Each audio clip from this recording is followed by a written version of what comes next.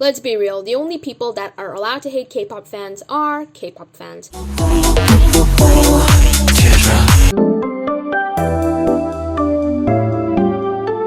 The year is 2021 and people still make me feel bad for liking K-pop.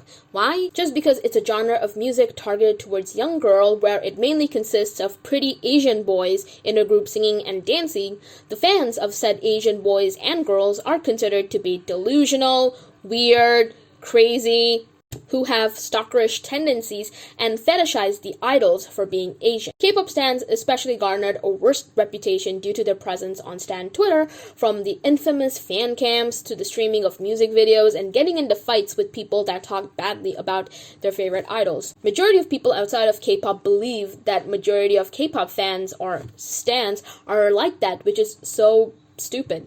Every fandom or community has its fair share of toxicity and negativity, ranging from gaming to anime to, yes, even art. But yet it's K-pop stans that get the most hate and is considered like a villain. The first reason why people hate K-pop stans is because they believe them to be stalkerish and crazy individuals that fetishize their favorite idols. And yes, it is true that there are people who do stalk and harass K-pop idols. However, the K-pop community has denounced those so-called fans. The K-pop community refers to these fans as sasangs, which come from the Korean words sa, meaning private, and sang, meaning life, referring to how these K-pop fans intrude on idols' private lives. So it's beyond frustrating when locals or non-K-pop stans lump K-pop fans and sasangs into the same group. Also, let's not act that K-pop idols are the only people in the world with stalkers when it's the case for Western celebrities, and yes, even YouTubers and TikTokers. Heck, even a non-famous person can have stalkers.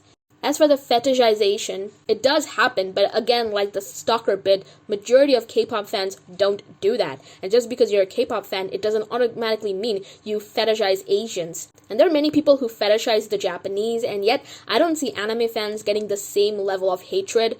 Not saying people aren't shamed for liking anime, like I'm an anime fan myself, but let's be real, it's more acceptable to like anime than it is to like K-pop. I get that there are certain fandoms on Twitter that are very loud for liking their favorite groups and idols and enact such concerning behavior, but those people represent a small fraction of those huge fandoms, and let's be real, many K-pop fans aren't even on stan Twitter. I feel like the 1% fandom theory can be applied to situations such as K-pop fandoms.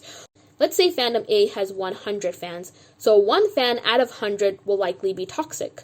But let's say fandom B has 1,000,000 fans, then 1,000 people are likely toxic. What I'm saying is that bigger the fandom, the more number of toxic fans you will see on Twitter and on the internet. So let's not judge those 1,000,000 fans by those 1,000 who are the most loud. But regardless of what I say, I know that there's still going to be people who will continue to believe that most K-pop fans are little girls who masturbate to little boys and have a twink gay fetish. Not my words, but Ethan Klein's. Now let's talk about what people don't get about K-pop fans, and that K-pop fans aren't just cis young girls. There is so much diversity when it comes to the K-pop community, with its fans coming from all walks of life. Another thing which people don't get is that many of these fangirls are members of the LGBTQI+ community and can love and stan these pretty boys and girls without having any sort of romantic or sexual attraction towards them. There are many lesbians that love boy groups, and there are many gay men that love girl groups. There are asexual and aromantic people that love K-pop idols despite not feeling any sort of romantic or sexual attractions towards them. And I am one of them, like I'm asexual. Also, the way it doesn't register to many that we like K-pop idols for the music mainly. Well, at least for me, if the music does not bop, then I don't stan. Like, I don't care how beautiful a K-pop idol is. If I don't like their music, I see no reason to stan. And K-pop isn't just pop music, contrary to popular belief. K-pop is an umbrella term for many different kinds of genres, ranging from hip-hop to rock to tropical house to ballads. So yes, K-pop fans of all genders, sexuality, races, and religions exist. But even if that wasn't the case, it's so pathetic that teenage girls are shamed for liking K-pop, like grown-ass men don't throw tantrums and do violent things when it comes to sports.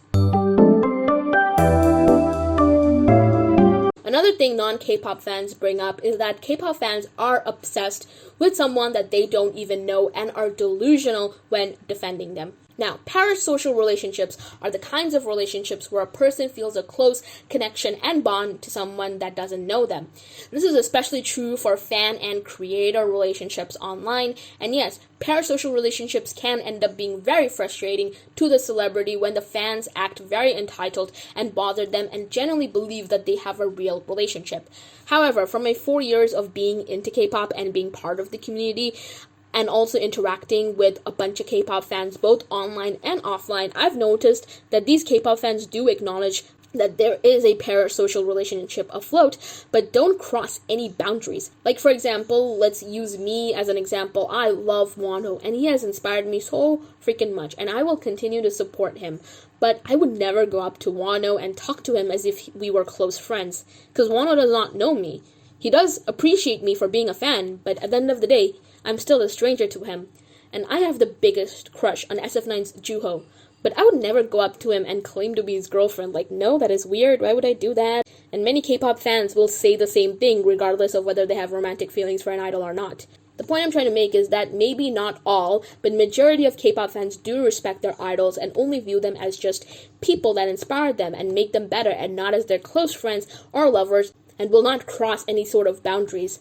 Having a parasocial relationship is only weird if you make it weird, but if you can stand a K-pop group or idol by just appreciating their music and their personalities and not invading their privacies or causing them any sort of stress or harm, then I personally don't see what's so wrong about it. Also, as much as I love my favorite groups and idols, my whole life doesn't revolve around K-pop, and that's the case for many, many people. Yes, it's a hobby that brings me happiness, but I also love movies, and I spend a lot of time on Letterboxd, and yet no one is shaming me for liking movies or anime, so there's that. And of course, another thing that people outside of K-pop doesn't get is why fans are so obsessed with streaming music videos and having streaming parties to help K-pop groups' MVs to trend on YouTube and to get millions of views. You see, in South Korea, there is this thing called the music show programs, where K-pop groups and idols go on these programs to perform their new songs and to promote them. At the end of the music show program, the K-pop group with the most points earned that day will win a trophy, which is considered a sign of success for the group and also their comeback being successful.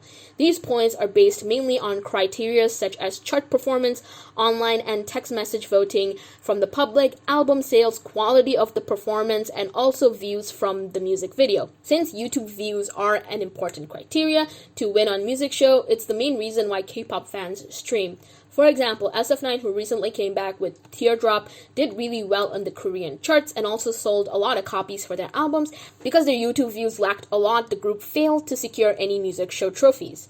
And this was super disheartening to the fans because we know how hard the boys worked to practice the choreography and sing the songs and also act in dramas while doing non-stop promotions, which can be so exhausting. So to see their hard work not be rewarded with a single music show win was tragic.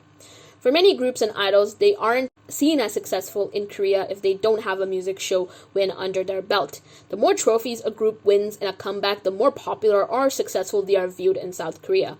And many groups, unfortunately, disband, especially when they are from smaller companies, if the group doesn't get their first win.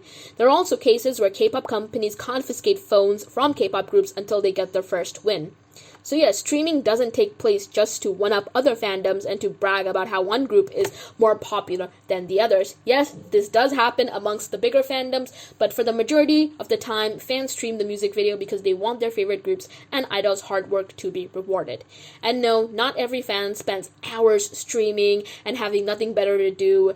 Even if they do that, I don't think there is anything particularly wrong with it, but those who choose not to help out their faves, I personally don't believe there is anything wrong with that either. So yes, a K-pop fan, if they want to stream, they can stream. If they don't want to stream, they don't have to stream. Nobody is putting a gun on our heads and asking us to stream. Another thing I find disappointing is the coverage of K-pop and K-pop stans on YouTube. Many commentary YouTubers, big or small, that aren't K-pop fans or don't have much experience regarding K-pop have made pretty hollow videos highlighting the exact misconceptions people have with K-pop fans and K-pop and dogpiling on them just because they encountered a few toxic stans on Twitter. And I'm not hating on these creators. I'm pretty sure they made these videos without any malicious intent. However, the impact on these videos is quite negative, with people having more reasons to hate on K-pop fans and making them feel bad for liking this genre of music.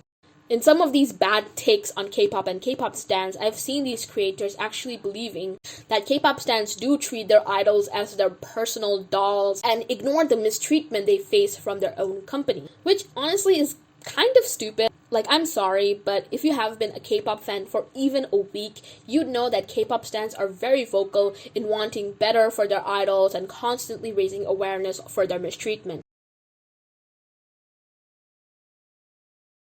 Not to mention that they always bring up the deaths of Junghyun, Hara, and Sully to justify their points on K-pop being evil and horrible and the fans being bad, when all of their respective deaths had much more going on than just being idols. Junghyun always suffered from horrible depression, and his doctor even had blamed him for not being able to beat depression. And as somebody who also suffers from depression, I don't even want to imagine what kind of pain he went through from hearing that from his own doctor. Also, growing up, he had it hard with his father not being in the picture and him being raised only by his mother, sister, and grandmother. As for Sully, she struggled with panic disorders and had social phobia growing up. Not to mention, she got badly cyberbullied for dating another celebrity. Her agency, SM Entertainment, didn't take any action on the malicious comments she received when she begged them to do so. And it's so sad that Sully had to die for Korea to take stricter actions against cyberbullying and, enacting the Sully Pact. For Gu Hara, she was close with Sully and passed away a month after her death. She also had a boyfriend that did unspeakable things to her that led to health complications for her. She was also harassed online very badly when the sex video her boyfriend filmed of her went public. Now, I'm not completely ignoring the fact that these idols did not have any struggles related to K-pop, because I'm pretty sure they did. However, I'm getting tired of these dark side of K-pop videos where they use their deaths to sell their points rather than doing a nuanced deep dive of the topic where their biasness is clearly not showing and also including the more important reasons that unfortunately led to their passing. I just wish these videos would ask actual K-pop fans or even some idols about this topic, because their coverage of K-pop is barely scratching the surface. There is literally so much happening than idols entering a cruel industry, having toxic fans, which these commentary channels forget about. K-pop, like most things, is very nuanced, and I'm getting tired of the narrative that everything associated with it is inherently bad, and that if you support it, then there is something wrong with you. One of the few videos that does an excellent job exploring the nuance in K-pop, that too from someone that likes K-pop, is Chaeyeon Lin. I highly recommend her video because her take is so refreshing and she does an excellent job of talking about the bad and the good in K-pop. Also, I would recommend Jasmine Zadeh's video on fan hysteria, which isn't about K-pop, but she does do a good job of talking about how as early as, let's say, Frank Sinatra, fangirls were seen as crazy and delusional, which is so unfair. Links to both videos will be down in the description. The aim of this video isn't to paint K-pop stans as innocent, pure angels that can do no wrong. There are issues when it comes to the K-pop community, like there is with every community. The aim of this video is to clear up misconceptions that many choose to believe regarding K-pop fans being delusional and obsessed fangirls who will leave their boyfriends behind for a K-pop boy that doesn't know they exist. Like, yes, the number of comments that are posted in commentary videos talking about K-pop that are like this, it's astronomical. Like, I don't know if I should be offended or just laugh, because I feel like I should just laugh because it's better for my health. And I see that a lot of people don't get why K-pop stans call themselves stan, because stan is a word that Eminem coined for crazy fans. However, since people have been using the word stan so frequently, I feel like when it comes to K-pop, it has completely lost the meaning of being related to crazy, stalkerish, obsessed people. So whenever we say I'm a stan of this group or I want to stan this group, they're talking about becoming a fan of the group, not actually becoming a stalker. Girls in general get shit for liking things that are meant for them, and I'm honestly so over it, especially knowing that K-pop isn't just enjoyed by straight cis women. And not gonna lie, I had some of these beliefs before I got into K-pop, and as a preteen, I rejected a lot of things aimed at girls because I didn't want to be made fun of the boys in my class. And now, I don't care for impressing anyone, so if I like K-pop, then so be it. I don't need to be ashamed of it just because it makes me happy. And yes, there are problems with K-pop and K-pop fans. I'm not blind to that. However, I also don't think we should be blind to the good things regarding K-pop and also K-pop fans. But yes, that's the end of the video. Thank you so much for watching. Please like and subscribe if you like K-pop commentary and also rants on actual reasons to hate on K-pop fans. But yeah, that's it for me. Thank you so much for watching, and I hope to see you all next time. Bye-bye. Take care.